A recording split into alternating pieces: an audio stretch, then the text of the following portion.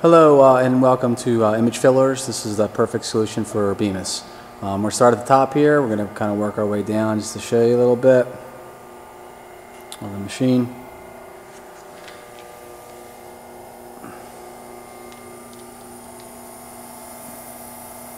Okay, basically what we have here is from the ground up. This is the dust shroud coming off of here, and we're going to go ahead and I'm just going to show you real quick the extracting of the little piece here, nozzle. We're going to come over here to setup, and in manual operation, this is, you have your F keys here.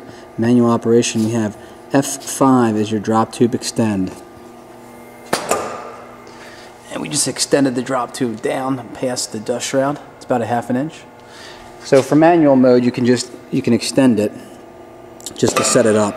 You can also jog the auger. So if you're emptying the hopper at the end of a run, that's what that would be for.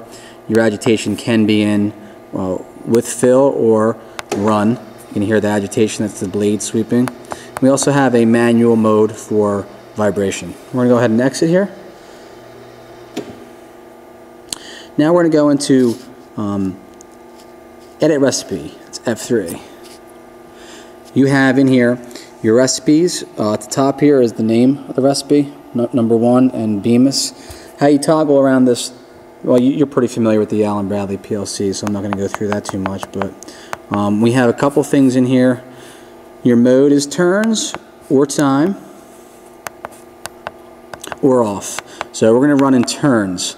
Right now we're set at 10 turns. We're going to go down to agitation. We're in with fill. That means the blade is going to turn only when the auger turns. You also have continuous mode, or off. Continuous is that blade's turning all the time. We're going to go in with fill with your product. Vibration we have it in here, the program for you, so you have vibration with fill or continuous. Now with fill we have an extended drop, we have an extended vibration time already programmed in for you. So if you want to vibrate after the auger turns, we put that in seconds. Right now it's set at 10. We have a drop tube extend, which is before the fill. It's going to go down. It's a delay. So that drop little nozzle will come down onto your part for a certain amount of time. You can set that in the recipe, and then you have a retract. That's after the auger is done turning. How long do you want it to stay there? And usually, we put it right now 5 seconds. So you can put that the same as vibration or however you want that. So we're going to go ahead and exit out of here, F8. And then we're going to go, let's go F4 setup, just to make sure we got everything set correctly.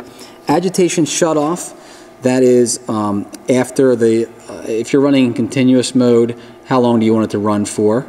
Delay after fill, that is going to be set at 0.1. Start delay, that's going to be working in conjunction with your nozzle. So how much time do you want before the auger starts to turn? Fill timeout. So if your auger is running for a certain amount of time too long, more than the turns, it will time out, so it won't break the auger. And you have a level control fill delay for your level control. So we're going to exit out of here, F8. Go back to automatic operation. So right now we're in recipe 1 selected, which is the Bemis one. 10 turns, not running. We're going to hit F1 start, and we're going to wait for a signal. Right now our signal is a foot switch, but yours is going to be your other machine. I forget what that machine is you have there, but you can hear the auger. This extracts. Then we're going to wait. And then we turn our auger. And then we wait. Right now we'll be vibrating and vibrating, and then we retract. Another part comes here. We extend on top of the part. We fill. We wait as it vibrates. And we retract. One more time. I hit the foot switch or the initiate it. It has a delay.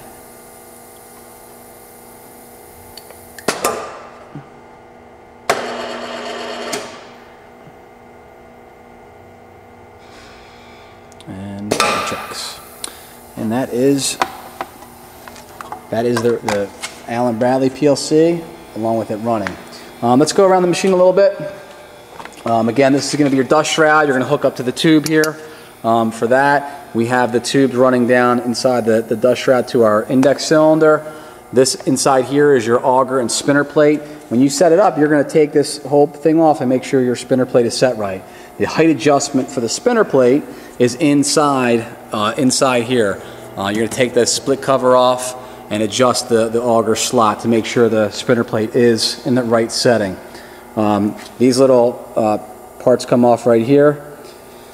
You loosen the 4 of them up, and the whole dust collector comes off. And again, you'll see your spinner plate in there when you do that. We have a little takeoff here for any dust collected in the spinner plate. We also have a takeoff up here for a vent sock we're going to add for you. These are little quick release clamps that you take your hopper off with. We have a little sign here: do not loosen the bolts on this piece or this piece. These are your self-aligning tabs.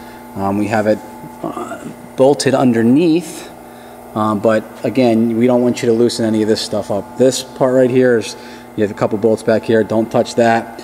You only have one bolt here that you loosen up. That bolt loosens up and the whole hopper pulls down. Okay, so that's how you're gonna take the hopper off. Over here is your solenoid valve.